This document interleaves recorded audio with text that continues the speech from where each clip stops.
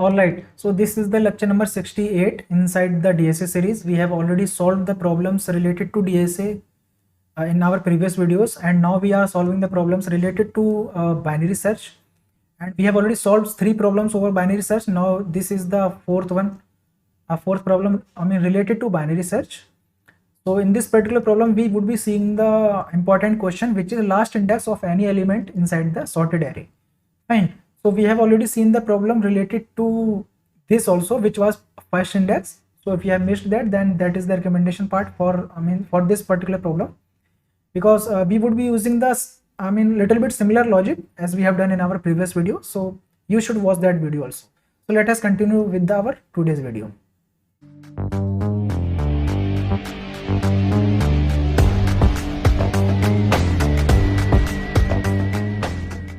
See what we are going to see today.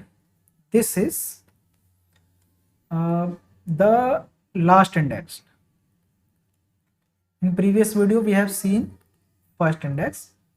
So let us say you have been given an array 10, 20, 30, 30, 30, 40, 40, 50. Let us say you have to search for 40, the first index. So what you would do, you have to calculate the last index for 40. So like similar to binary search, you would initialize your pointer to here 0, 1, 2, 3, 4, 5, 6, 7. So 0 and 7. Then you would calculate the mid. 0 plus 7 is 7 divided by 2, you would get 3. So this is 3. Then you would be, your mid pointer would be pointing to this. If you are confused with mid, then you should watch my video of first index or the binary search video. So we would check whether this is equals to the element for which we are searching for.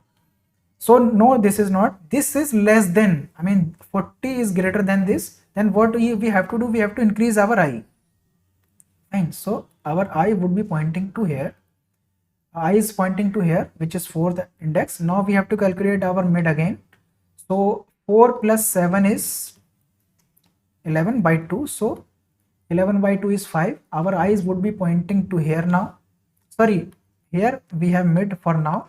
We would check whether mid is equals to the element for which you are searching for, yet it is the same. So if both of the elements are similar, a of mid and the element, then there might be a possibility, then 40 could be lie in this range also, because we are searching for last element. We have already got one element, one index, but there might be a possibility then we may find 40 after this. So that would be the last index. So in this case, we would be storing this 40 as our potential answer, not exact, but potential as 5 or mid. And we would be in, from here we would be not breaking. Like in the binary search, we used to break. But here we would be not be breaking. Instead of breaking, we would again increase our I from here to here.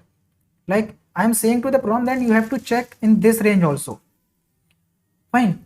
So again we would calculate the mid. So now mid is, I is pointing to this. So 6 plus 7 is 13 by 2. So we would get 6. So again our mid is here, and we would check mid is here. If 40 is also equal to 40, yes it is.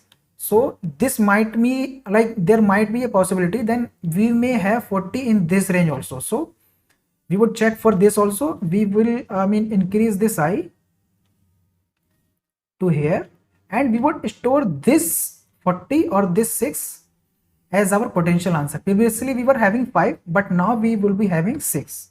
Now our I is here, J is here. We would again calculate the mid, which is 7 plus 7 divided by 2 is also 7.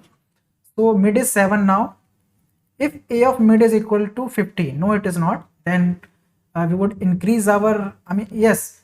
So what we would do, I is here, 50 is greater than the element for which we are searching for. So in that case, we would decrease our J. Like there might be a chance that 40 would not be afterward this. 40 has to be lies in this range only. So we would decrease our J as mid minus 1. So J is here.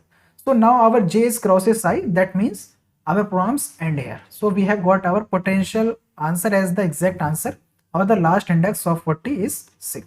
So let us code it up till now.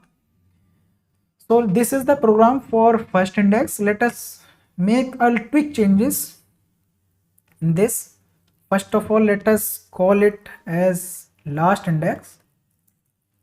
So this way we have made changes on everywhere. Now our point I is here, j is here. We are calculating mid. You can see here. Now if a of mid is equals to element, let us suppose you have this array 10, 20, 30, 30, 40, and you are searching for 30 and your mid is here. So if we got our mid is equal to 30, then there might be a possibility then your 30 would be lying in this range also. So you would not break from here, you would increase your I, which was here initially, to here. Then you have to check for in this range also. So check in this range. So, and we would be storing this as potential answer. So I'm storing last index as mid, and I would not be decreasing j. Instead of this, I would be increasing my I plus 1. Fine. And if this is, yeah, that's what we have to do. I mean, these conditions would be same as the binary search, and this way we would be able to get our last index.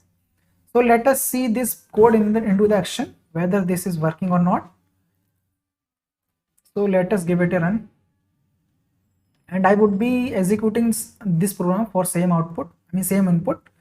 So 10, and let us execute for this. And previously we have searched for 50 for the first index. Now let us search for the same input 50 as the last index.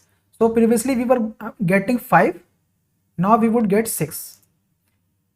Is it really 5? Let us see. So okay, we'll see what is the index for this. 0, 1, 2, 3, 4, 5, 6, 7, 8. Yes, it is 5. Last index is 5, not 6. 6 is pointing to 70. So we are getting the correct answer. Let us execute once more so that we can be sure. Let us execute for this. So 10, 20, 30, 40, 50. Oh, how many elements are there? 8 elements. Fine. So 10, 20, 30 and 40, and in last we have 50. So 3 plus 3, 2, 8. We have to search for, let us suppose 40. So we have got 6, and you can see we are getting 6 here also. Let us search for 30.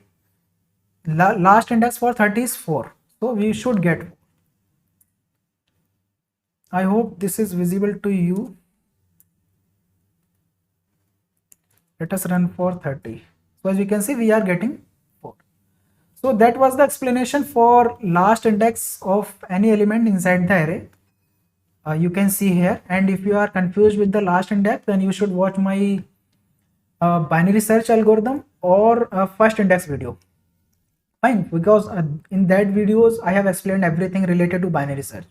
Fine. So if you have learned anything from this video, then hit the like button, and if you are confused with this, the last index algorithm, then you should comment down below. I would reply there.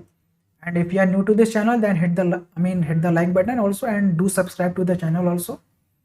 And this is it for this video from my side. We'll see you in the next one. Thank you.